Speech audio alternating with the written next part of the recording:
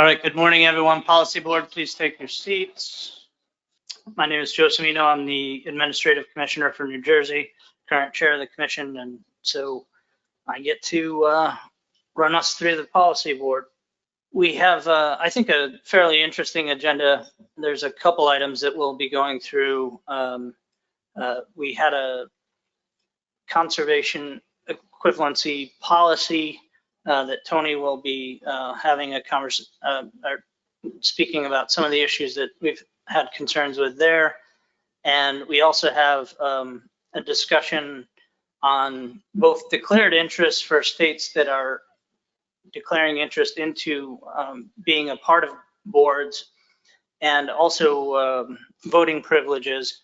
So I think those will be the two big agenda items, but I'll get us started here with board consent on approval of the agenda. I know of two items that we're gonna tackle that are additions to the agenda. Are there any other additions to the agenda? Not seeing any hands. Okay, so the two items that I am aware of that we are adding is we would like to recognize a commissioner who this is their last meeting. And so I'm gonna turn it over to Bob in a minute to deal with that. And then the Lobster Board has a motion for a letter that is to go to both the New England and Mid-Atlantic councils. And so, as always, that will come before the Policy Board for approval. And we will do that at the end of our agenda today. So with no further hesitation, I'm going to turn it over to Bob Beal. Thank you, Mr. Chair. And I think our guest of honor is back in the room. He's out in the hallway. So I just wanted to quickly recognize Pat Gear for his career. This is his last meeting. He's retiring on August 15th. So he is persevered through his last striped bass and Menhaden board meeting.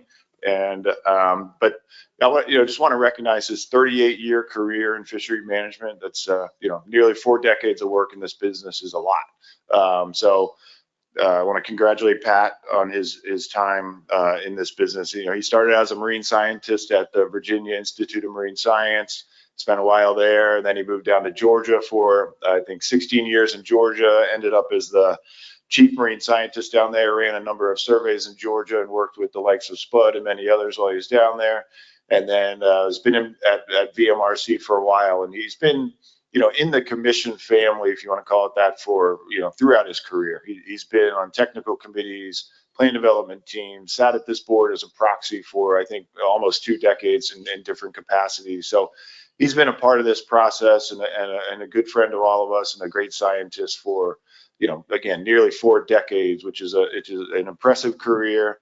And I just wanted to quickly recognize him in front of all the policy board members and thank him for all of his time that he's been in this business and done some really impressive and hard things over the course of that time in Georgia and Virginia. So please help me in recognizing Pat and sending him off and wishing him all the best for a long and happy, healthy retirement. So congratulations and thank you, Pat. And Pat, I have a gold commissioner pin. It's modeled after the compass rose, and the symbolism there is the compass obviously provides direction and guidance to us, as ancient mariners moved around the ocean, and the symbolism is that folks that have been in this business as long as you have provided guidance and direction to this process and to marine science. So I will bring that back to you in the back of the room. So thanks, Pat. Pat, would you like to say a few words? Yeah, I'll keep it brief. I want to really thank the commission. I've really enjoyed doing this. And even though we don't always agree at this table, what I always find is that there's always respect and professionalism. At the end of the day, even though we disagree, we go to dinner together, we share a beer, we tell stories about our family, our latest fishing ventures and things like that. And that's what I've enjoyed about this. And that's what I'll miss the most, is that just those times we spend after these meetings, after we've had these hard deliberations, we're all still colleagues and professional, and we can get together afterwards and share some personal moments. So I really thank you all for that. I want to thank the commission, especially Bob. You do a fantastic job with this staff. They are just incredible. always willing to do anything that needs to be done. I've said 100 times before what you did with the CARES Act, and I'm sorry you're going through what you're going through, but it was just phenomenal, and you continue to do that. You're doing that with our blue crab stock assessment in the Chesapeake Bay as well. And I won't mention the acronym we use for you for financially, but you've done a great job with that. And finally, just to my staff, I mean, we all of the administrative commissioners sit and their proxies sit around this table, but we don't recognize, our staff behind the scenes that are doing the things on the TC and filling us in on what's going on. And they deserve a lot of credit as well. So thank you very much, and hope to see you all sometime in the future. Thank you. Thank you, Pat. You will absolutely be missed. I know personally our careers have overlapped for many years, from as soon as I got to Virginia, hearing about how important your contributions were to the VIM surveys, and since then you literally replacing me at VMRC. So I thank you for all the time and effort that you put in, and again, you will be missed, so we wish you all the best. We're going to move into approval of proceedings from May 2025. So are there any edits or comments on what was provided for our policy board meeting from the spring meeting? Not seeing any, so I'll consider that approved by consent, and I will go to public comment. Is there any public comment to come before policy board today? Not seeing any hands in the room, not seeing any hands online, so I will move into my executive committee report. I apologize, I'm not sure where my notes are. Oh, we do have a hand, okay. Yeah, I'm not sure when I'm supposed to make my public comment that's scheduled associated with fishing gear alternatives. So I just raised my hand to see if this is the point or that's for later in the morning. That's okay. Thank you. Yeah, I think this is actually if I'm correct, this is an actual agenda item. So we can take this as we have a discussion on that agenda item, if that's all right with you, sir. Yes, sir. We'll ready when you are. Very good. Thank you. Okay, so getting into the executive committee report, executive committee got a report from Alexander on the legislative update. The main item there, or main items there, are two bills that are before us. One being a bill on sharks and shark fishing, and the other on the updated. Sorry, Alexander. Shoot. Dan, I'm just going to steal your seat. Presented on 3 different funding proposals: the FY26 proposed budget from the president, the Senate CJS bill, and the House CJS appropriations bill, and then talked about the Sportfish Restoration Reauthorization bill. Okay, so all of those, I apologize to everybody there. Both the bills and all 3 potential budgets are still up in the air. So those are all things that we will need to be kept abreast of. We have some decent information on what the Senate budget looks like, and it is more or less friendly to our needs, and so Alexander will keep us up to date on that. I very much apologize. I'm blanking on the Sportfish Restoration renewal bill, so we'll see how that goes as well. We also had discussions, as I mentioned, on we had geez, for Pete's sakes, I'm sorry, everybody. A closed session on lawsuits, which I will let Bob discuss, both the lawsuits and the CARES Act update, but similar to the budget situation, we don't know exactly where all of that is going. So that is a continuing process, and I hope by our October meeting that we will have more information, but I will turn the closed session part over to Bob. Thank you, Mr. Chair. Yeah, just very quickly. I think a lot of people that are here were in that closed session. So I'll do the easier one first, the CARES Act update. You know, we're continuing to struggle through the required repayments for CARES Act. You know, the balance of what the federal government says ASMSC owes them is about $3.2 million. We still, you know, we disagree with the fact that we owe the federal government that money, but we are continuing to work with New Jersey and Florida to try to get back as much of that money as we can. It does appear to be a hardship on a number of businesses and fishermen that we're asking them to return the money.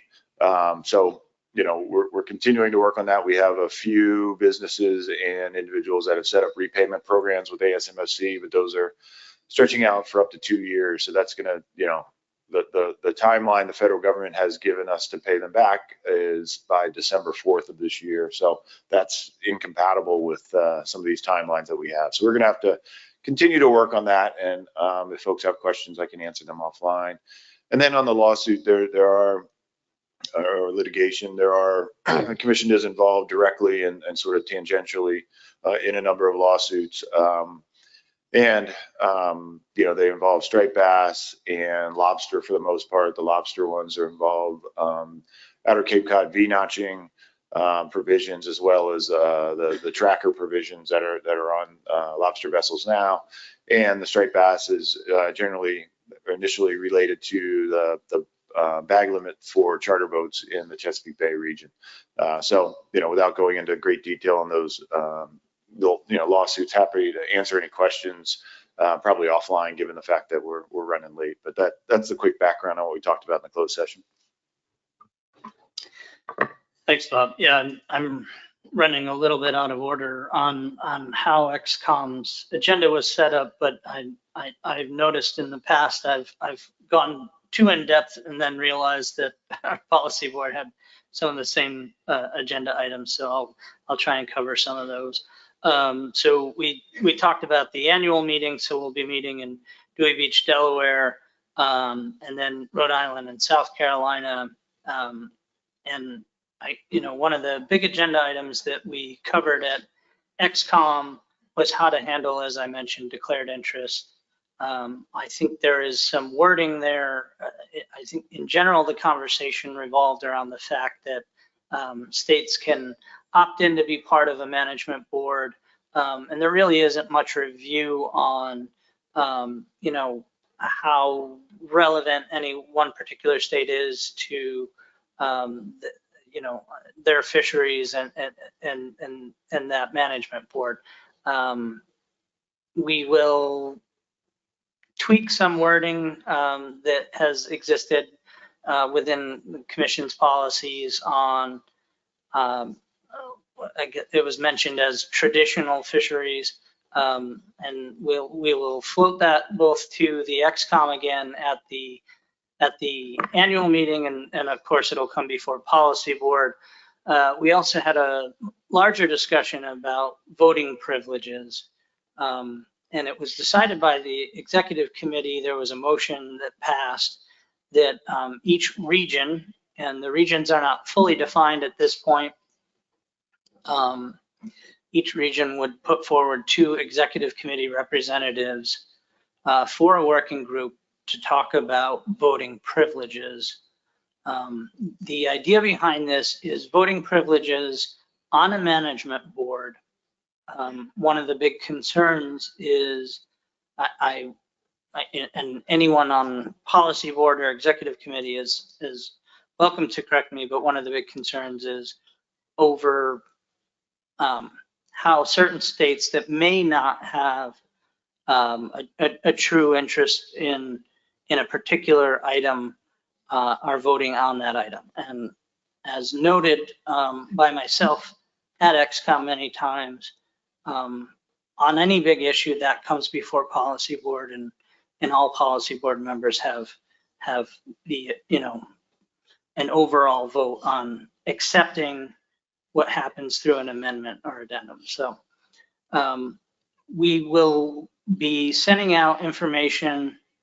We will be selecting members by region. Regions will be defined.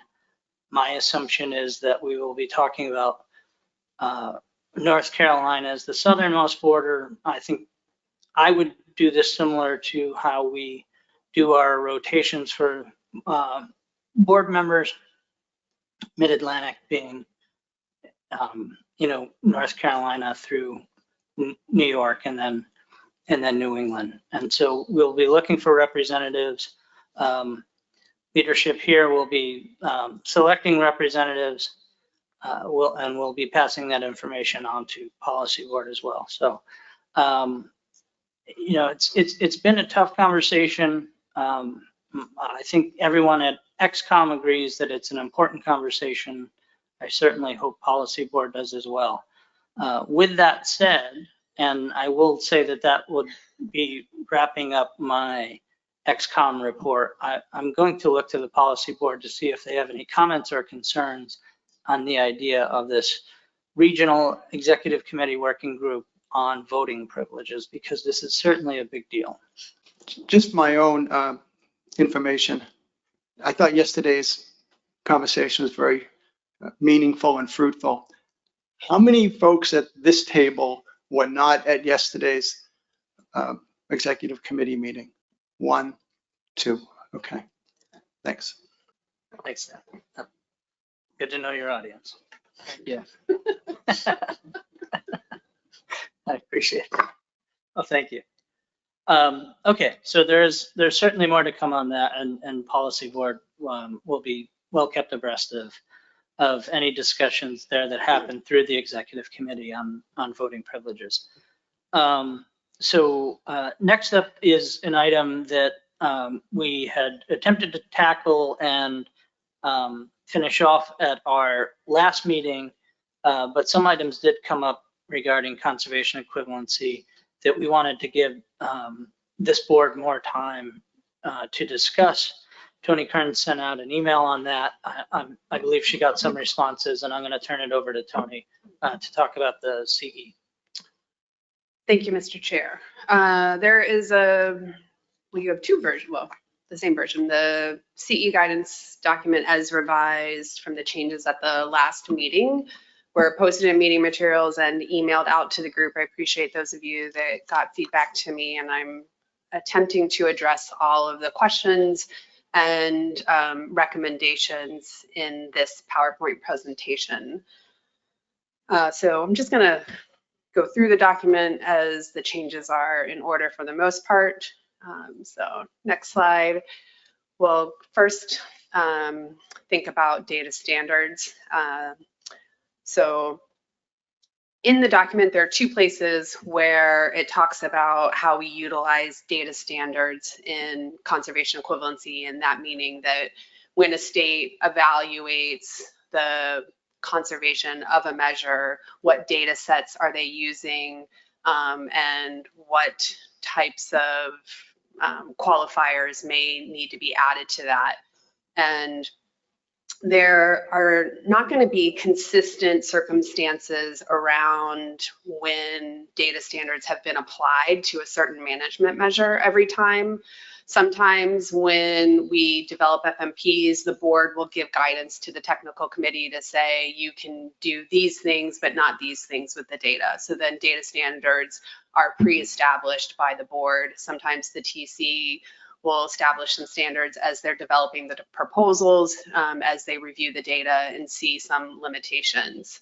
And then sometimes there are no data standards that are applied. So it's difficult to figure out exactly a one-size-fits-all process for this. But the question was raised is, when would the state get a list of data standards for the proposal?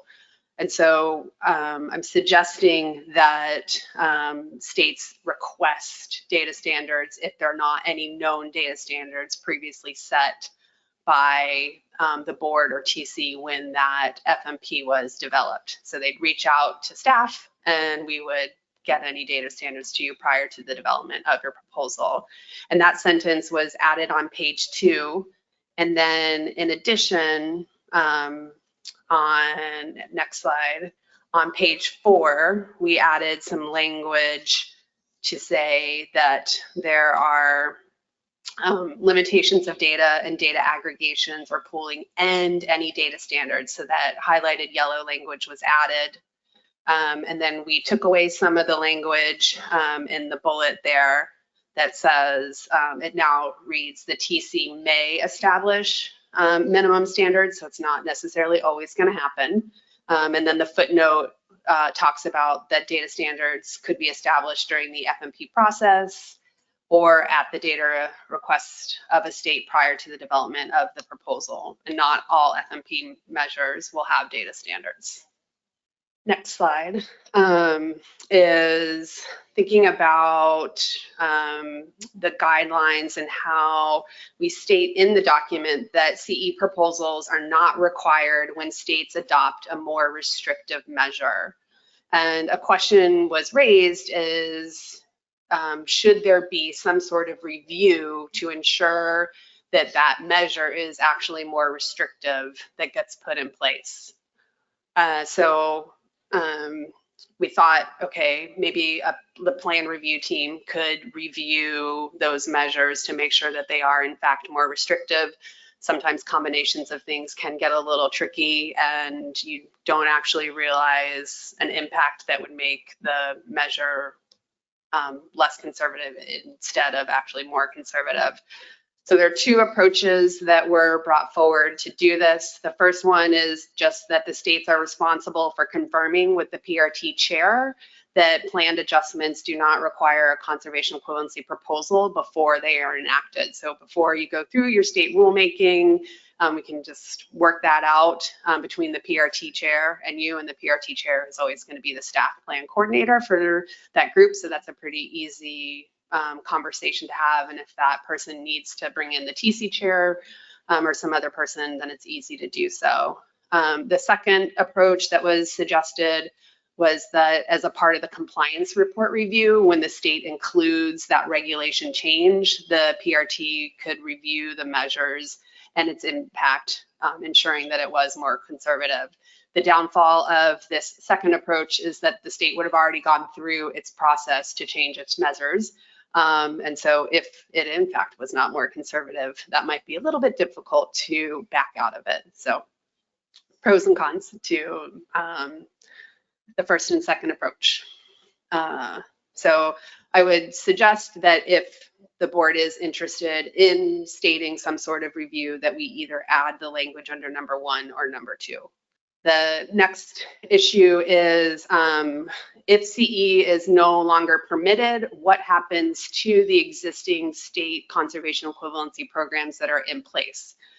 The document had read, based on the direction and the conversations that has happened over the period of time, that if the board determines conservation equivalency is no longer permitted, it would apply to future actions of the board and existing conservation equivalency programs.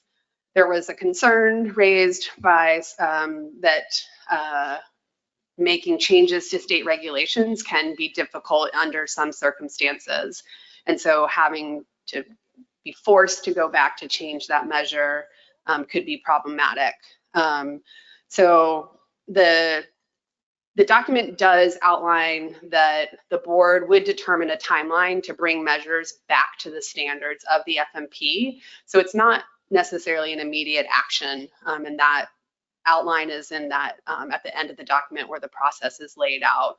And so I think one of the things that could happen, and we could add language to the document, is that a state could request an initiation of an addendum in order to keep those conservation equivalency measures in place if CE is no longer allowed. And you would have the time to do that because this document does not specify how quickly any measure has to go back to the standards of the FMP. And that language that we could add to page 3 at the end of the paragraph under stock status conditions could read, if conservation equivalency is no longer allowed, the board could initiate an addendum to maintain the existing state conservation equivalency programs. I would think in the majority of the circumstances too, where the board is no longer allowing conservation equivalency, it's not allowing it anymore because the stock status has changed in that species. And I'm assuming that also means that the board is going to be having to take some management action to address that stock status change. And usually management action comes with an addendum. So there's a, you know, a viable, realistic path to keep those measures or a version of those measures that addresses whatever's going on with that stock at that time. And then there was also a question that was raised pertaining to on page 4 in the document where it outlines the standards for the conservation equivalency proposals. In it, it says, in talking about the number of proposals that are reasonable to bring forward, and the board has talked about this before, but I brought it back up again just because it was requested in this last round. But is it the intention of this board to define excessive? The document reads, the proposals that include an excessive number of options may delay timely review by the PRT and other groups and may ultimately delay the report to the board. I think sometimes it can be difficult to define what excessive means because it really depends on how many conservation equivalency proposals are coming to the board at one time. If you know, if every state has to bring forward some sort of proposal, then you know, 3 may be excessive because if you're on a coast-wide board, then you're getting 15 times 3, and that's a lot of proposals to review.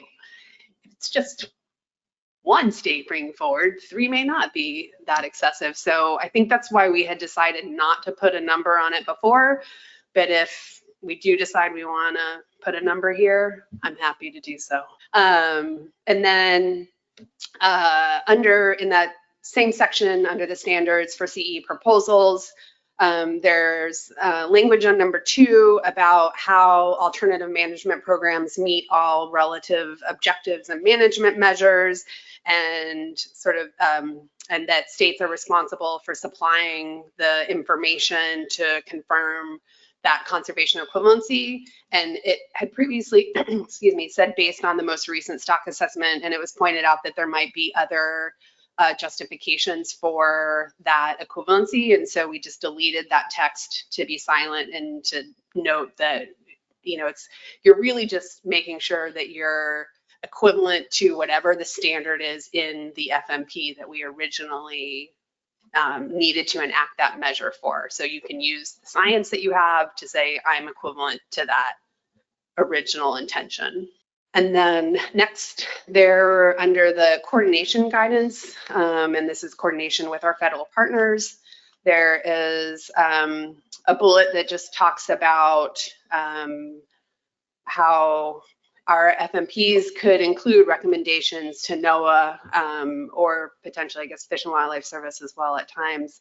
And that the commission should consider the length of time that it takes for regulations to be implemented in the EEZ, and whether NOAA considers federal regulations possible under the national standards, and that they should try to minimize the frequency, or we should try to minimize the frequency of requests to the federal government. And there was a concern that if a board really, you know, determines that some set of conservation equivalency measures are acceptable, then and we approve those measures, then it's important for there to be complementary regulations in the EEZ, and it's best to get those options into the federal plan, and that the federal government should continue to support us and not hinder us just because we may end up having a couple more requests one year versus another year. And then lastly, which may be the hardest one to tackle today, but I did receive a couple of questions on what happens when an FMP contains conservation equivalency guidance now, and it's different than that of what is in this document, or the guidance in the FMP may or may not address all of the issues directly. Their only FMP that we have right now that has CE guidance is the striped bass one. And so someone asked me, what would we have had to have done because striped bass was overfished at the last stock assessment in 2024. My interpretation of what I think the board would need to have done is just to go ahead and take the 2/3 vote of whether or not you could continue to use conservation equivalency or not. And then everything else would be applied as it was in the FMP. My interpretation of this is based on the rationale that this board gave of why you wanted a 2/3 vote to occur. The striped bass FMP does have guidance around whether or not conservation equivalency can occur if the stock is overfished, but it doesn't have that 2/3 vote notion to it. And so this board had said that you wanted to be able to have the flexibility to use conservation equivalency under some circumstances. And so because there may be unique things going on with that stock and you wanted to be able to utilize that tool. So because of that rationale, I would have suggested that the board do that 2/3 vote, but that's my interpretation. It's not your interpretation. So I will need to sort of figure out if that's a blanket thing for every FMP that you do that vote regardless, or does the FMP have to specify you're not utilizing that 2/3 vote, so you're taking it away? The striped bass decisions were made obviously prior to this document coming forward. So it's a new look at conservation equivalency here. So I'll need a little guidance on what to do with striped bass. Future documents, we can very explicitly state you're doing something different than the guidance, and we recognize that, and you move forward. But with this one, we'll have to make a decision. And that's all I have. Thanks, Tony. And I'm gonna obviously ask for questions for Tony, and then what I'd like to do is go through the page 2, page 3, page 4 slides again, and address each of those hopefully quickly, because I don't think there are big challenges there. And then we'll jump to the striped bass one. So just general questions for Tony as of right now. Not seeing any. So if, no. Easy now. Go ahead. Tony, is it possible for commission staff to create on the website all the conservation equivalencies that are within that management plan? Because, for example, you mentioned striped bass, but I think the lobster plan has a conservation equivalency like New Hampshire's 1,200, 600 limit that still exists. You can't find that in an ASFMP document, but it was approved and then it was codified by NOAA Fisheries as well. So I think it'd be a good practice if these conservation equivalencies lived someplace where they could be accessed. So there's a difference in what I'm talking about with striped bass. The striped bass FMP has standards and guidance when it comes to utilizing conservation equivalency that are very specific to that plan. Other plans use conservation equivalencies. They have them in place, but it doesn't, the FMPs do not put other bounds on how you use conservation equivalency. So yes, staff can pull together all the CEs. I was hoping that we could do that slowly as we get stock assessments. It is, if this document gets approved, then it will be staff's job to remind the board of what CEs are in place. And so we would roll that out as we did new stock assessments, but we can start to tackle that sooner. If that is the prerogative of this board, we will definitely do that. But so I just want to make sure that there is that difference. Thanks, Tony. I agree. I mean, I think there's a direct parallel to what we did with de minimis. Although we had hoped for an overarching policy, these species that we manage are so different that there has to be some level of FMP specific issues that are going to come up. And I think to some extent, if we can go to the page 2 questions, at the data level, just that alone is going to drive some of this. What are you asking the state to produce is going to be based on what is possible to work with here. So that if we are gonna just go through to make sure we're okay with language. So dealing with the data standards, it's the new sentence on page 2 that the states would request for any limitations. And then tied to that is on page 4, where we added the text in yellow, struck this other text, and then added the footnote. Those are all related. So are those okay?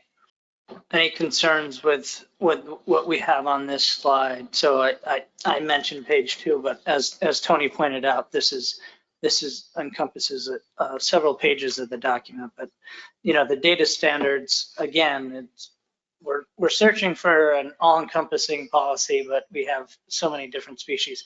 Matt? Yeah, I don't have any problems. It's on the screen right now. But I was thinking about the defining excessive number of options, and I know we're going to get to that at a later time. But this may be a place to put in when the states ask for any data standards. That would be another thing they would ask for. Is there a number of options, or what would be an excessive number of conservational proposals at that time as part of the data standards? So I think if we're going to put a limit on the number of options that a state can submit, that should be the decision of this policy board. I don't want to put staff in a position to have to tell you how many you are allowed or not allowed to do if we don't have a policy, because I think that puts them in an awkward position. They could let you know, like during that time you could ask, are there other states that are putting forward proposals? Like, and normally we would know, like, I'll use the example of striped bass when we just had it was several years ago where everybody had to reduce by a certain percentage, right? And then states brought proposals forward of how to get to that percentage. And some states brought 20 proposals forward, and we were getting something from everyone. And so we knew that a state would have known that's excessive. So, but it's hard for staff to, without a rule, to say you're not allowed to do that. So we're on the wrong slide, but I'm going to call a TO on that because, for those of us that sit on the striped bass board, not everyone on policy board does. And for those of us that sit on summer flounder, scup, and black sea bass, not everyone does. We know that with flounder, scup, and sea bass, we change regulations practically every year. We have discussions about it every year. And so we approve methodology. What happened with striped bass was methodology was not allowed to be approved. So every option. So what we saw recently with the striped bass tables is if you're asking for this little difference, it produces 50 different tables. I think what happened with striped bass CE when New Jersey, which was a big offender that made this whole conversation of there's too many options, we had to spell out for every little change, we had to provide a table of what that looks like. Even if it was just we're approving the methodology of a CE change, we could have provided one table. But instead, we had to provide 7 tables to explain every little change, what every little change would look like to get approval. And so I think there is that level of this. I don't think any state, including New Jersey, we certainly didn't want to do that. I don't personally have a concern that any state's going to provide excessive amounts of options. I think we have, at some point, maybe not necessarily part of the policy discussion, but are you approving the methodology and allowing a state to work, if you're allowing conservation equivalency and the state is going back to their constituents and having conversations, are you giving them the flexibility of saying, we're approving a methodology for you to get there, and then you have a chance to figure it out and come back to ASMC, to come back to the boards and discuss what that looks like. The reason why I think we're even having a discussion on excessive options is that was not allowed. And so New Jersey had to spell out something that looked like, 20 different tables. I mean, we have a straight bass document right now that has, an insane amount of tables, and for the same reasons. So, no, we can go back, John, please. Thank you. Thank you. That would be great. Yes, yeah, no, we should. Yeah. I'm sorry. I was just thinking that if we, instead of just saying excessive and, we'll know when we see it, it actually could be helpful to the states to put a limit on it, just because creating all these proposals is work. If you take it out to a lot of times the public, you go to one of your councils and you'll get 15 different views on what we should be doing. And it might be nice to say, well, those are all good ideas, but we can only submit 3 proposals. And, it would save staff. That's why I was just thinking defining a number for excessive could be helpful. I mean, as Tony said, if every state's submitting 3, that could end up being a lot. But at the same time, for most of these, I think, taking striped bass, for an example, right now we're down to 3 different CE states right now. So, as I said, I just thought when you don't have a limit, then you take it to your public and everybody's got their own ideas. So that was my thinking.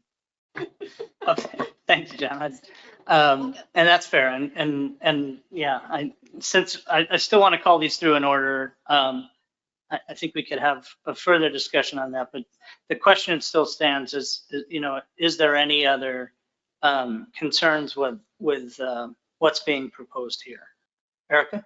I'm going to try and help us move along. It seems like everyone's okay with this, and I want to thank Tony overall for her work on this document. But unless I'm reading the room wrong, I think the data standards are okay. Yeah, thank you. I appreciate that. And, I think ultimately it actually will be one of the biggest challenges for the board to evaluate CE proposals on data poor species. And yet, yeah, I also agree. I think staff has done a great job on the wording of having an overarching policy. So, okay, so go ahead. So the next one is the PRT review. If we think that there are a review of more conservative measures, if language is needed to say that a review would occur, would the 2 suggested paths are 1 and 2? John?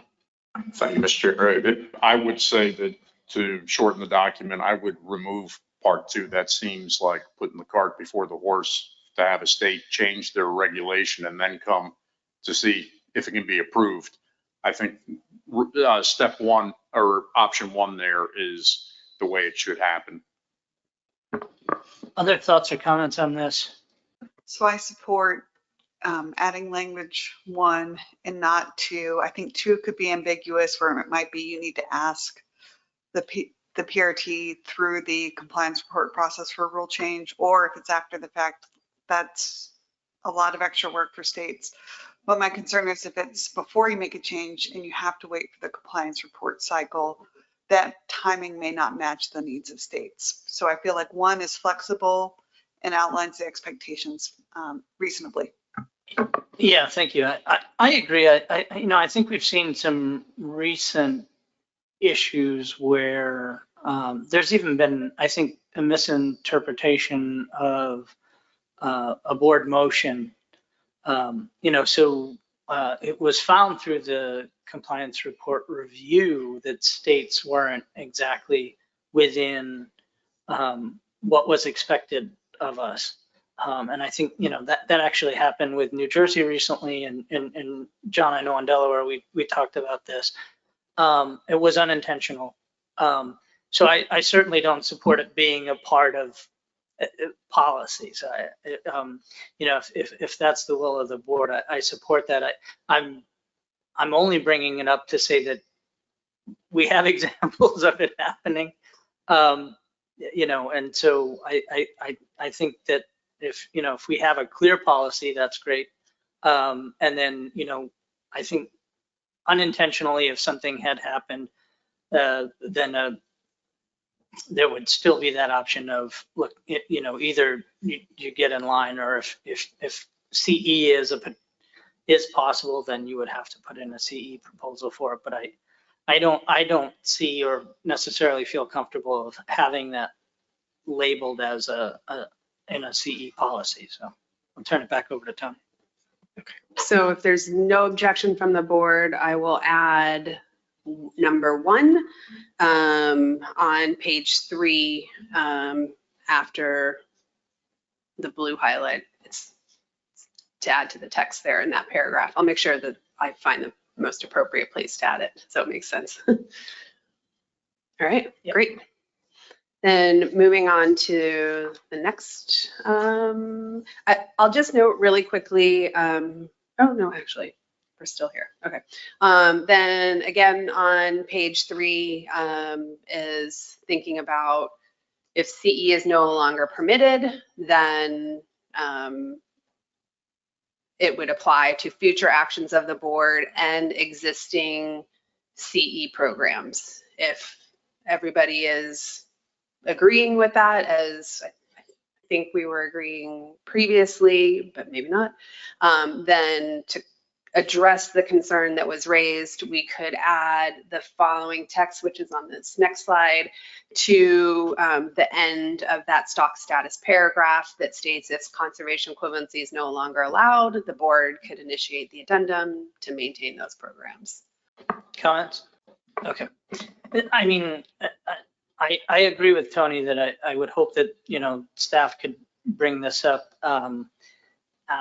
as we progress through FMPs and stock assessment updates on a species level basis. But I think Dan has a very good point. You know, there are items that states have been working through in FMPs that almost pre-exist the mention of CE, you know, so programs that are not have been in existence for many years that are considered conservation equivalency to the FMP, but were never put in as an FMP proposal because that's simply how we weren't doing things at the time. So I think to some extent you know, as we move forward, that'll be there. I don't think it needs to be part of the policy necessarily. Lynn, did you have your hand up? And just as a reminder, if you have a CE program in place, you can always ask for an addendum to make it solidified forever. Just, you know, there is that process too, at any point in time. So any point in time, you want your measures to become a standard of the FMP, you just ask for an addendum to make it become a standard of the FMP. So I guess, thanks, Tony. I appreciate that. And I think that's incredibly valuable information that everybody should internalize, that there is that process if you want to codify your conservation equivalency. And it sort of relates to, so this language, the board could initiate an addendum to maintain. That doesn't mean the board necessarily has to, right? It just means that okay, thanks. Process and step. Okay, then that language will be added. I'll just note that I put some clarifying text on page 3 that of when under the paragraph for measures that can't be quantified. I didn't think it was like a big deal, but I guess I should just point it out that it just says when the TC would provide feedback to the board if a measure is quantifiable or not. Okay, now we're back to excessive. If you want to define what excessive means, please tell me what that value should be. If you don't, then. John Clark. Just because I've already been thinking about that a little bit. I thought 3 is plenty. And as I said, I think it helps the state when you're dealing with your councils because they will all have lots of ideas. And if you can say to them, hey, we can only go forward with 3 proposals, it would help. But, you know, I certainly get it if people don't want to go that route. Yeah, I'm going to look to the board with, you know, I don't necessarily know that we need a motion, but if we can do this by consent. I will simply point out my example, you know, like what we thought was a single item, but had to lay out, you know, to spell it out in multiple tables, even though it was a that's, maybe a single option of it, one Yeah, different slot. Right. I get that, Joe. I'm just moving forward. I'm just saying, I think that a lot of times most CEs are going to be fairly discreet as to what a state can do. Hey. And, a lot of people want to tinker around the edges and like, well, don't cut the size limit, keep the same possession limit, change this, change that. And, you'll end up with all these weird combos. And if you can just say, look, we can't submit all these. I'm going to look to the board. Are there thoughts, are there objections to the notion that for a conservation equivalency proposal, that there would be no more than 3 proposals by a state? I see Dan's hand. So John, listening to you, and it makes sense, but I'm wondering, like in the annual SCUP sea bass fluke things that we do every spring, but I mean, just as an analogy, it's a combination of bag size and season. And so I guess that my question is, are you suggesting that the state should winnow that down to maybe 3 of those, 3 options that might have a combination of those 3 factors? I was thinking along those lines, Dan, because I just know the last time, I think it was with black sea bass when we had to cut back, that for our region, we ended up with like, at least a dozen different combos of those. And you had, different groups that supported each one. And I just thought that, it just made things more difficult to get to a conclusion. Whereas, overall in these cases, there's some people that are going to want to mess with the size limit, but not the possession limit. There's some people are going to want to change, you know what I'm saying there. So again, it's just an idea. I'm just noting that by defining excessive, you're not limiting the number of proposals states can submit. You're just saying that if you submit more than 3 options, it may delay the timely review of the PRT and other groups and may ultimately delay the report to the board. It's not limiting how many you are allowed. Great distinction. Thank you, Tony. I wasn't even fully aware of that. Erica? So I had read what was written in there, and to me, it seemed very open. It was just kind of like a caution to folks, and also giving the authority to the boards if they choose to limit the number. So I'm perfectly fine with how it is written. Thank you. Yeah, I think with Tony's last clarification, I would hope that there's a comfort level around the board, but I'm going to very quickly ask, is there any objection to that notion, that it's not that once we get past a certain number, excessive would mean that it couldn't be submitted. It's just that how it's treated would be different. I'm sorry, Joe, but I'm not clear if I'm supposed to say define excessive as 3 or not. I'm seeing no. Okay, I'm not going to define excessive. Excellent. Sorry, John. What would actually delay the timely review if you don't have a definition of excessive in there? That's all I'm saying is, if you say 3, then states know that you can tell your council, hey, you want these 10 proposals in here, we can do it, but it won't be in place for this season. It might have to wait till next season, that type of thing. That's all, because, I mean, let's face it, you can come up with a heck of a lot of proposals for meeting a reduction. I think that as I said before, I do think it is tricky to define excessive, because I think under different circumstances, excessive is going to mean something different.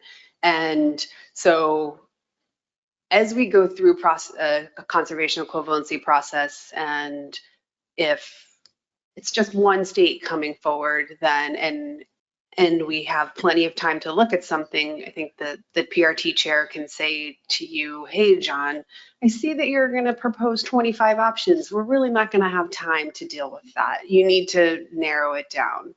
Or if we are doing something that requires conservation equivalency across the board, then I think that board at that time is going to say no more than 5 proposals, no more than whatever at that time. Otherwise, we're not going to get this report back. So I think we can work with states to let them know when they turn in their report to us that if we know we can't handle that in that time frame, we're going to let you know. That's fine. Like I said, I just thought that, as I said, it would help on both sides to know kind of like, hey man, 5 is too many, it's going to slow things down. Fair, thanks, John. Tony, I think we have at least one other, couple, so. This is for the standards of the proposal, making sure that it's okay to delete the language based on the most recent stock assessment. And this is because we're recognizing that whatever a state is bringing forward is based off of some standard of the FMP that they will have to meet. And it's just providing them the ability to use the stock assessment or something else. It doesn't matter. The data that they're using will be reviewed by the PRT and the TC to make sure that it is adequate information that they have to be able to show that it is equivalent and to that standard of the FMP.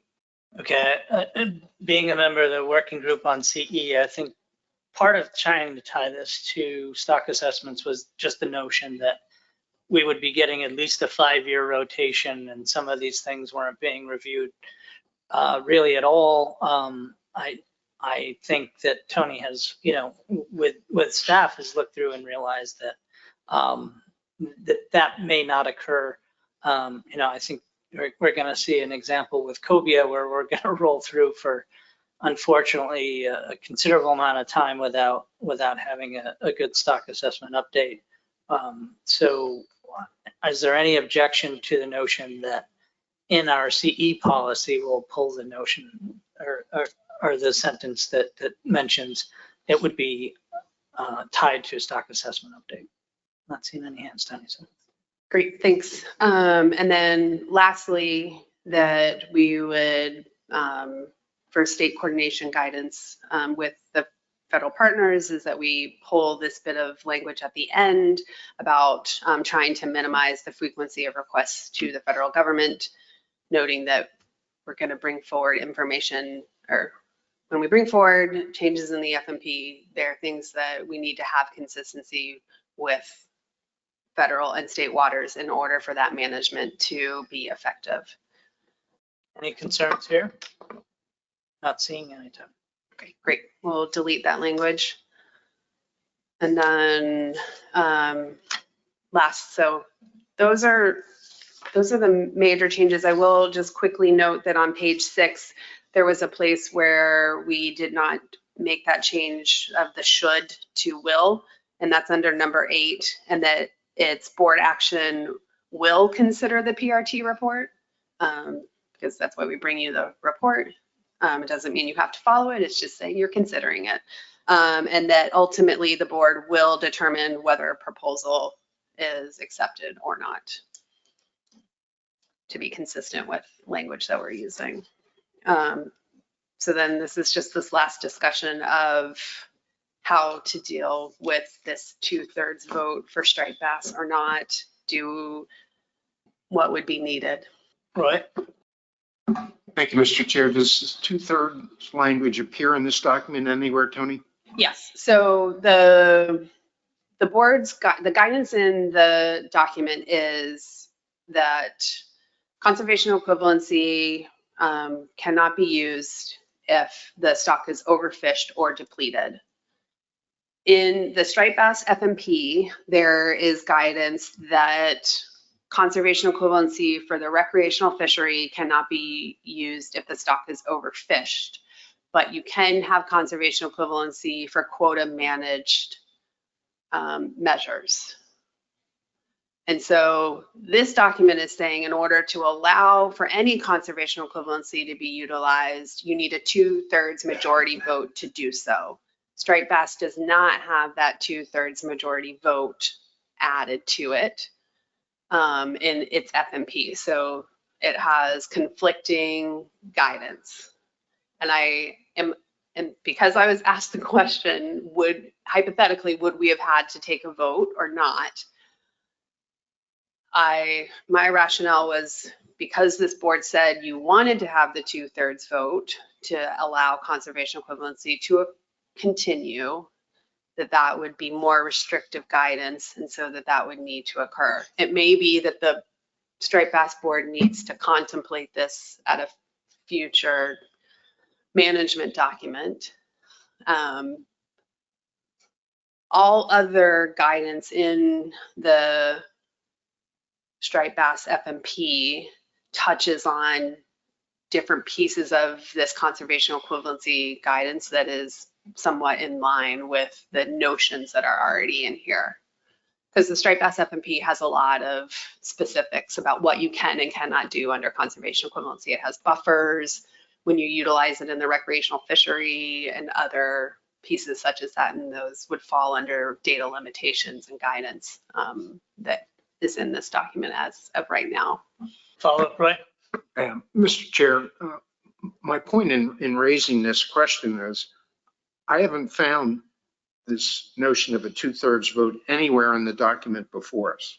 You're saying it's in the striped bass plan, but shouldn't such a measure be in this document? Yeah, Roy, hang on. I think this was in the CE policy, right? Yeah. Yeah. It was a notion put forward in the CE policy, and here I sit once again. This ties back to New Jersey as well, but I would say you all try being on every board and see if you're not in trouble once in a while. But because of our bonus program is considered conservation equivalency. But yeah, I mean, so the question is tying back, since striped bass FMP specifically has so much information on conservation equivalency. Tony's question is, how does this apply? And, which trumps which is going to always be kind of the question that we're asking the policy board. But go ahead, Tony.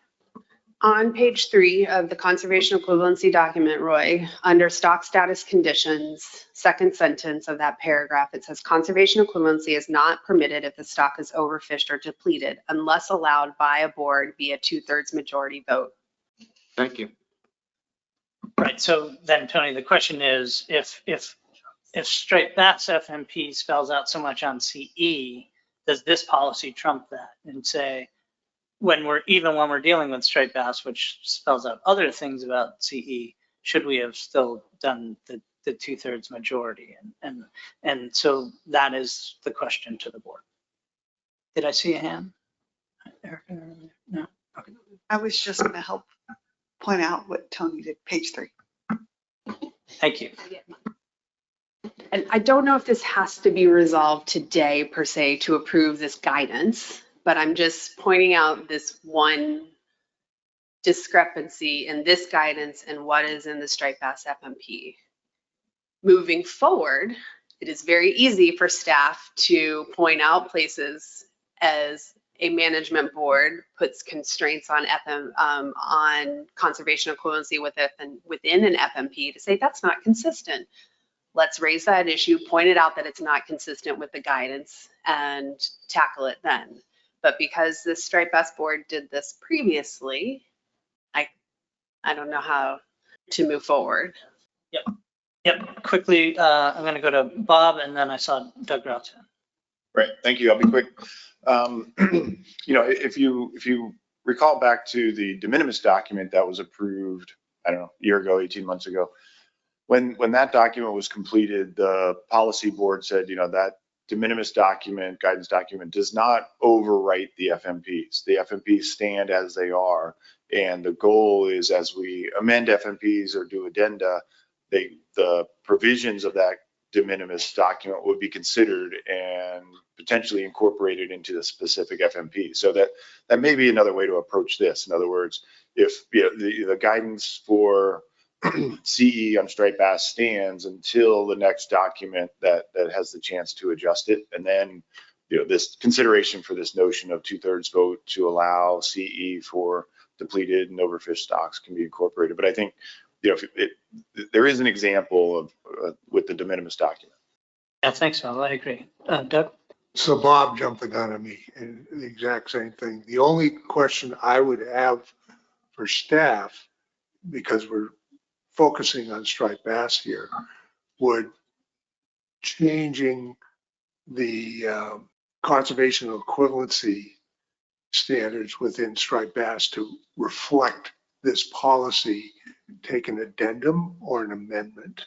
Addendum, I think we can do that in an addendum, because I believe, I'm gonna look to Emily, but I think we have any provision in the management document as under things that are allowed to be changed to be an addendum. It's things that are already considered in the management document, and that's considered in the management document already.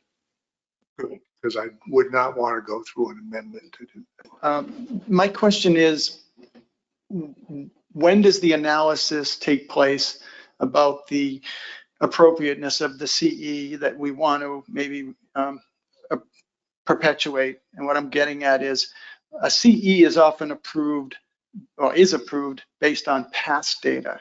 And then the CE is in place and the fishery conducts itself under those parameters. And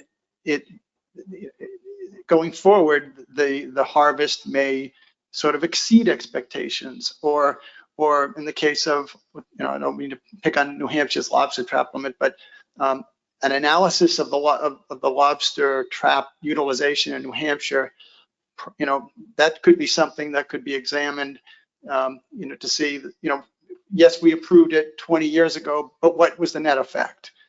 New Jersey's striped bass commercial quota transformed into a bonus catch for the rec fishery. How does it perform? So I'm wondering if it's just an automatic vote, or is it a vote subject to an analysis? I don't like to, it's hard for me to use your example because it's so old. But in other conservation equivalencies that we have in place right now, with each FMP review and state compliance, when you turn in your state compliance report, you are reporting out on how your conservation equivalency program is working and what is going on with that. And we've been doing that for like the past 5 or so years for equivalencies that have been put in place.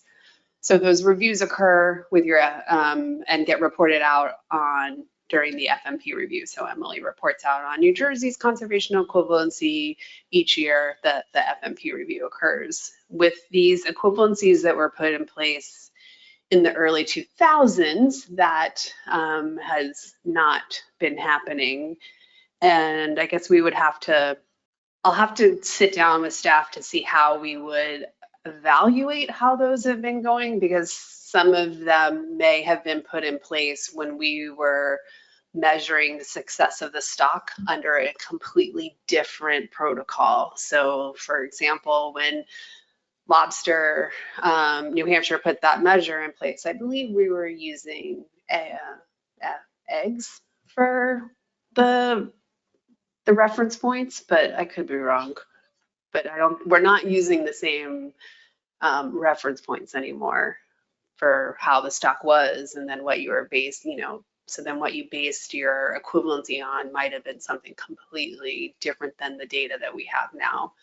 So those super old ones may have to be a little creative in how we do that review. Thanks, Tony. I just got a text from a colleague that says, translated, you are old. And I didn't touch my phone. All right, I think we're getting closer here. Tony, do we have any? So unless there's an objection, then we would just state for striped bass right now, the FMP stands until the striped bass board has an opportunity to address this in a future management document. And we will put it on the docket to bring up in the future, as in not the one that's going out right now, but the next one. Yeah, and I think, I hope there's a comfort level there, because as Tony pointed out, the review of the CE proposals happens annually in the FMP reviews for a species like that, certainly for our program. So we have a couple more agenda items. Yes. I just want to give everyone some comfort level of them. I'm going to do my very best to get us out of here in 15 minutes or so. So with what we have here is, Mr. Grau? I move to approve the conservation equivalency document as modified today. Thank you very much. Second, Joe Grist. Any objections? No. Good. Very good. Very good. Glad to hear that.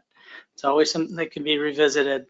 That's kind of the nature of how we do things. So as I mentioned, we have a couple more agenda items.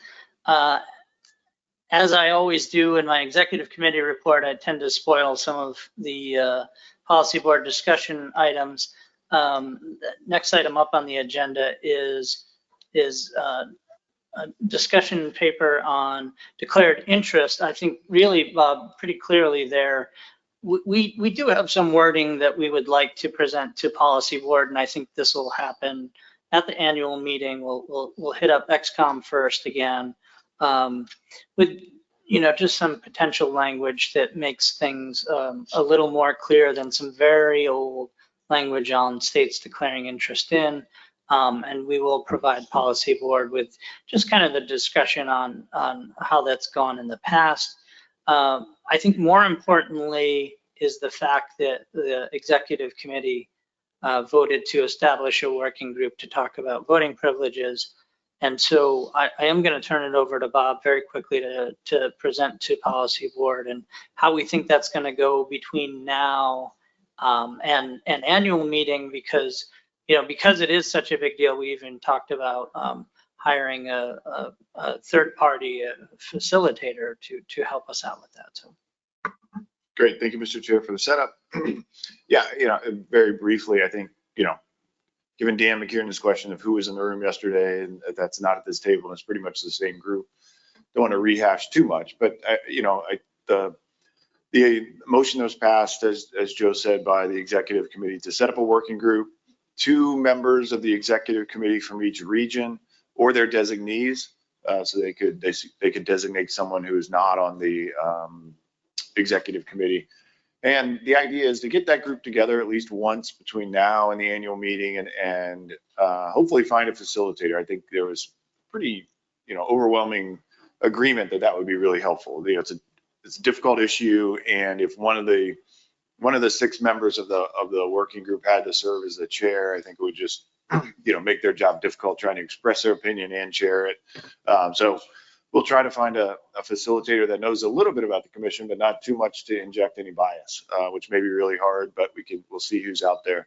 And, we'll move that forward. And the issues of declared interest and voting privileges, at the discussion yesterday, we tried to keep them separate, but it's a really hard thing to do. There is overlap there no matter how you tackle this. So I think this group is going to wrestle with both of those issues kind of simultaneously, just because they're linked together no matter how we look at it. So I think it's there was a range of opinions around the table yesterday and a lot to work with. So we'll try to make some progress between now and the annual meeting, then bring an update back to the annual meeting. I don't think it'll be necessarily the final product of that working group. There's a lot going on, but we'll do what we can between now and the annual meeting. Thanks, Bob. I agree. I don't see us being able to have sort of a final product before the annual meeting. And to some extent that means I get to pass this on, which has a level of comfort for me. So are there any questions from policy board on what Bob just laid out for process for bringing this back before us on voting privileges? Okay, not seeing any. Very good. So I'll consider that agenda item covered. I'm going to turn it over to Tony. We had a member of the public contact both staff and some states on, as you can see in the agenda item, friendly fishing gear and bait alternatives. So, as a commission, we like to provide an opportunity and kind of act as a go-between when individuals are looking for folks within fisheries, to perhaps try out things like alternative bait. It obviously is a delicate balance of how we deal with that. And so I'll turn it over to Tony. As we heard earlier, we do have the individual from the public that has come to us is available, and so we'll be speaking from online. We'll allow him some time to speak as well. So, Tony? And Simon, if you'd come up now, so we can get to you quickly next. So as Joe said, during public comment of the Horseshoe Crab Board meeting in the spring, a gentleman brought up the concept of biodegradable bait bags and bait pucks. And Commissioner reached back out after that individual reached back out to him about working with the states. And so he wanted to just make sure there was clarity on process of what we typically do when a member of the public comes forward with a new concept and idea, in that one, that member of the public can bring forward information to us to distribute to you all, and then for that individual to talk about the concept of that during the open public comment process. And then states have the ability either to reach out to that individual, or that individual can follow back up with the states to bring forward testing of that idea to see if it's something viable that could potentially work within a commission managed FMP. I think also those individuals could potentially utilize advisory panel member lists to find fishermen who are in this industry from our website if testing is needing to occur, because I know sometimes it probably could be difficult to figure out who are the right fishermen to reach out to do proof of concept for an idea for specific fisheries. And so that's another format for folks to go forward with. And once proof of concept has been established, then a state can then bring forward that idea to the management board of making a change to the FMP, if it's something that needs to be changed to the FMP, or working within your own state industry for something that may not be necessarily an FMP change to move forward. And we've done this in the past, back in the day, similar, we tied individuals together with horseshoe crab fishermen testing different alternative bait pucks as well. So I just wanted to make sure that that process was clear about how we have sort of treated this in the past and would continue to move forward treating this in the future. So I don't know if you want to, Mr. Ritchie, if you wanted to comment, this would be the opportunity to do so. 2 minutes. You just, yep, go ahead. Fantastic. Thank you, Tony. I am Branson Ritchie. I'm the Director of Technology Development and Implementation at the University of Georgia New Materials Institute. I'm making this comment based on continued conversations with John Clark and other ISFMP members. One of our primary objectives at the New Materials Institute is replacing environmentally persistent, micronizing and toxic plastics with non-toxic, biologically degradable alternatives, and we're making great strides. When you use petroleum-derived plastic fishing gear, such as bait bags and bait buckets, you are intentionally introducing a micronizing toxic material to your fisheries, where those toxins negatively impact the health of your fisheries. That is your livelihood. We have developed and have preliminary crab and lobster fishing data on biologically degradable drop-in replacements for the plastic bait bags and bait buckets that are currently being used in multiple fisheries. You could consider our bait bag system as a sustainable fishing objective, and that any plastic fishing gear you replace with an ocean degradable alternative will improve the health of your fisheries and your products. Additionally, in fisheries where the availability of bait is an issue, either through supply chain or cost, we have developed an ocean degradable bait puck that can be loaded with different lures depending on the species you are fishing, and can be formulated to degrade in a day or in multiple days depending on a fishery's specific needs. Our bait bag and puck system is broadly applicable to any fishery using baited bags or buckets. Several lobster fishermen involved in preliminary fishing trials reported that our bait bag and bait puck fished as well as whole herring. We are currently evaluating a bait puck and lure that could replace horseshoe crabs in whelk and eel fisheries. We have fishing trials planned with Glenn Govery and his colleagues in the coming weeks as fishing conditions permit, and we look forward to presenting our data to the board at the next meeting, if so invited. I can be reached at britchie@uga.edu, or my cell phone number is 706-206-7931 if you have any questions on how we can assist your fishermen reduce the use of toxic fishing gear.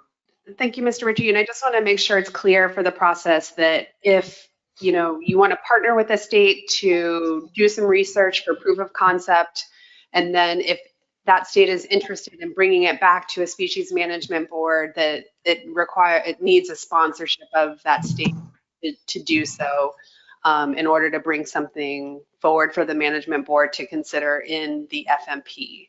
Thank you for that clarification, and we're looking to Glenn and John to understand that process and guide us accordingly. Yep, thank you, Mr. Richard, much appreciated. And I'll get us through, which is really our last agenda item. We have no non-compliance findings, fortunately. Oh, John, go ahead, I'm sorry. Yeah, thanks, Joe, and thank you, Dr. Ritchie. Dr. Ritchie had contacted me, as he mentioned, several months ago about this, and since that time, as he also mentioned, a gentleman who runs a NGO in Delaware focused on horseshoe crabs has spoken to some of our conch fishermen, and they are going to test Dr. Ritchie's bait pucks in the conch fishery, and that's real interesting. And we also have one of our scientists who works with our commercial fishermen is going to be part of this trial too. So hopefully, as Dr. Ritchie said, we should have some information by the annual meeting. Great, thanks, John. I appreciate that. And speaking of the annual meeting, next up we have Simon on the exit report, and we'll certainly have more time for these important issues and updates at the annual meeting. I was going to mention, spoiler alert, that there are no non-compliance findings, and so this is truly our last agenda item. And what? No, oh well, sorry. Okay, lobster letter, which you guys are just gonna. I mean, we could almost do that now. Anyhow, no need for business session. So I was gonna say that I feel like I have a couple extra. Simon and I have a couple extra minutes. Is all I was gonna say, but I'll turn it over to him now. Thank you. Yeah, thank you, Mr. Chairman. I will keep this brief. I know it's been a long week. You can go to the first slide here. So I guess to start off, most importantly, the America's Conservation Enhancement Act was reauthorized in the end of last year. It was signed by President Biden in December, and that sort of changes the flexibility of how we operate as FHPs. The funding timeline for these projects are no longer constrained to 2 years. They remove the following fiscal year language. That gives a little bit more of a flexibility that's decided by the NIFAP board. Also, the federal match requirements are no longer at the individual project level. They're at the partnership level. So that also gives some flexibility to some of these smaller organizations that might apply for funding, but may not have the one-to-one non-federal matching as used to be required. And I guess in a more exciting sense, we are all 20 regional fish habitat partnerships are now congressionally designated. And then the operations and the coordination funding no longer requires a match requirement as well. The cost share authority now lies with the National Fish Habitat Partnership Board. Next slide. And the Atlantic Coastal Fish Habitat Partnership, we also just finalized our most recent action plan. So key focus areas in there include funding impactful on-the-ground restoration projects. And what a new item would be advancing submerged aquatic vegetation science and policy. We're hoping to host a workshop in 2026. Also improving access to conservation funding for under-resourced communities, strengthening partner engagement and outreach, and elevating the use of our data tools to inform project selection. Next slide, please. Some of you may have heard of some of these projects before. I'm not going to go through all of them in detail, but these are the more recently completed projects. Dam removals in New Jersey, oyster restoration in Maryland with Chesapeake Bay Foundation, as well as a fish passage or a fishway that was constructed with the Atlantic Salmon Federation in Maine. Next slide, please. So here's just a nice pretty picture of the before and after. I just wanted to show this off Next slide. And for FY25, the more recent funding that was received, the National Fish Habitat Partnership in total received $23.4 million to support 53 on-the-ground fish habitat conservation projects in 29 states. So that's between all of the 20 fish habitat partnerships. We at the Atlantic Coastal Fish Habitat Partnership were in the top funding tier, as we have been, and received about $305,000 to support coordination, like the workshop, and also 2 on-the-ground fish habitat conservation projects. One is in Florida, which is oyster reef restoration in collaboration with the University of Florida. And secondly, the Birch Pond Dam removal in Pepperell, Massachusetts, and that is in partnership with Trout Unlimited, the Squanitisset chapter. Next slide, please. And then for the following fiscal year, we have recommended an additional 5 projects that have been approved by the board, and now is just awaiting the next round of congressional budgets. So we these projects include eelgrass restoration in Connecticut, dam removal in Rhode Island, another dam removal in Massachusetts, some SAV monitoring and surveying in Delaware, as well as a fish passage restoration project in Maryland. So in total, that would we're hoping to be able to restore 15 acres and 31.2 miles of important fish habitat important fish habitats. And that's all I got. So I'm happy to take any questions. Any questions or comments? And a lot of good news delivered, so I'm happy that we could kind of wrap up on that note. For the most part, as Johnny pointed out, we do have a motion from Lobster Board to come before us. But yeah. Thanks, Joe. Just a quick introduction. The New England and Mid-Atlantic Council is considering a framework that would allow for alternative gear marking for fixed gear bottom tending fisheries. And this, traditionally you have buoys that mark those gears, and this document would allow for something different than a traditional gear marked, those fixed gear to be marked by buoys. The Lobster Board is recommending a letter to ask for a delay in this gear marking framework because this process is a slightly awkward path forward because the councils obviously do not manage the American lobster fishery, which is your largest fixed gear fishery in New England. And the changes to the management measures that would occur in the lobster fishery would occur through NOAA Fisheries through their rulemaking because the commission's FMP doesn't have any requirements for gear marking. All the gear marking requirements lie in the federal regulations as well as within the state regulations. So through this process, the American lobster fishermen have not been as engaged because the framework is not as specific about what's going to happen to the lobster fishery if this alternative gear marking framework were to move forward. The second part of the rulemaking for the lobster fishery would occur after the councils have made decisions on their framework. So the board is asking for a delay in the approval of this gear marking frameworks until after we engage with the lobster fishery more, as well as after there's engagement with the mobile gear fishery. And it's not us engaging with the lobster fishery, we're asking NOAA to do that engagement since it'll be their rulemaking that changes the regulations. And I will let Renee read the motion that is going to be up on the screen for you, and if you want to add any additional details. Thanks, Tony, and apologies for not still being there in person. I blame Carl for the length of this motion, but I will read it for the record. Move on behalf of the American Lobster Board, move the commission sends a letter to the New England Fishery Management Council, the Mid-Atlantic Fishery Management Council, and GARFO with the following comments on the alternative gear marking framework. The Lobster Board recommends a delay in final action as there has been insufficient outreach to the lobster and mobile gear industries. A delay would allow additional time to conduct the necessary outreach to industry and allow for these comments to be considered prior to final action. The Lobster Board is concerned that the process to approve alternative gear markings and on-demand technologies has not been described, nor is it clear how stakeholders will be engaged in these decisions. While the Lobster Board is often supportive of flexibility, there is a significant concern about the broad application of ropeless, which is inconsistent with much of the messaging in NOAA's ropeless roadmap, that ropeless gear will not be required everywhere.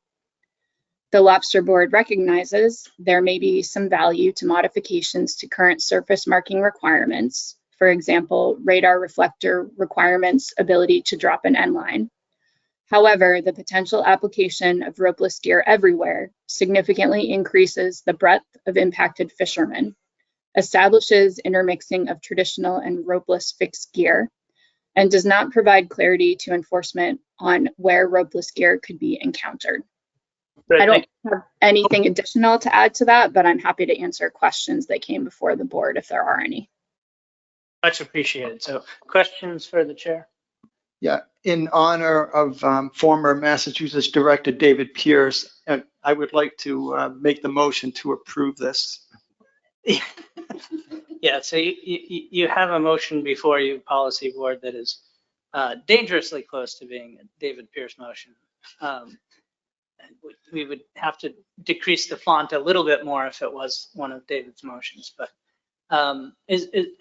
we have a motion before us from Lobster Board. Is there any discussion on this motion? Hopefully not any additions to this motion.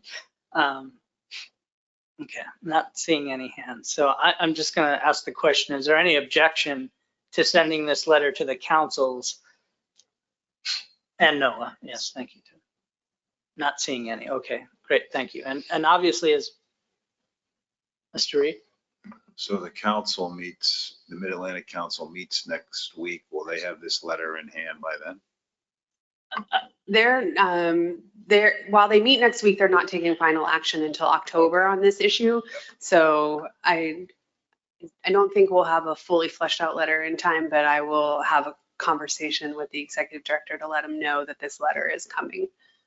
Okay, thank you. Yeah, and to that end, Eric, I was going to mention too that I would recommend that every state representative here talks to their council members. I think there's very strong support for additional conversations and outreach, and so I certainly hope that that conversation happens. Okay, thank you. I don't see any objections. Bob? Oh, okay. So we're going to consider this motion approved by unanimous consent. And as I mentioned, we do not have any non-compliance findings. So now, okay, go ahead. Yes, super quickly. I think a lot of you guys have seen this. There's this new infographic on the table outside that the front side looks at like coastwide perspective of economic impacts. Tina and Madeline pulled this together, and I think it's a lot of great information about economic impacts, trips, harvest, just a summary of what fisheries on the East Coast is all about. And then on the back is a state-by-state breakdown. And our intention is, to inform everyone on how important fisheries management and fisheries are along the East Coast. And it's a marketing tool that Alexander and I can take to Capitol Hill and talk about economic impacts at the state level. So, if you haven't had a chance to look at it, look it over. If there's suggestions or changes you guys think would be helpful, let us know. But I just want everyone to know it's out there. It's brand new, and I think it conveys a lot of information very quickly. It certainly does. I'll put my support behind it. I think it looks fantastic. I talked to Tina a little bit about it, and I'm very happy that we were able to produce that. For that reason alone, that elevator conversation that you're supposed to have with your Congress members, this will certainly help there. As I mentioned, no need for a business session, so I'm looking for a motion to adjourn and send you all home. John Clark, Lynn seconded, so assuming no objections, let's safe travels, everyone, and thank you for another very productive week.